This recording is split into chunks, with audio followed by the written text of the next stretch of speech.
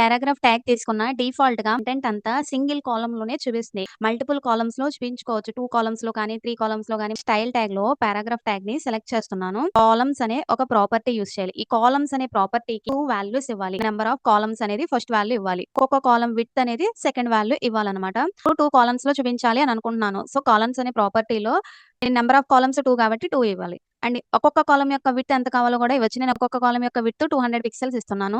ఇప్పుడు మనకి 2 కాలమ్స్‌లో చూపించింది. ఒక్కొక్క కాలమ్ యొక్క విడ్త్ 200 పిక్సెల్స్. కాలమ్ విడ్త్ అనేది ఆటో అని ఇస్తే, కాలమ్ యొక్క విడ్త్ అనేది ఆటోమేటిక్‌గా బ్రౌజరే డిసైడ్ చేస్తుంది. న్యూస్ ఆర్టికల్స్ ఉంటాయి, లేకపోతే రీసెర్చ్ పేపర్స్ ఉంటాయి. అలాంటి వాటిలో ఈ విధంగా టెక్స్ట్ అనేది చూపిస్తామనమాట. ఇక్కడ మనము నంబర్ ఆఫ్ కాలమ్స్ అనేది కూడా ఆటో అని ఇవ్వచ్చు.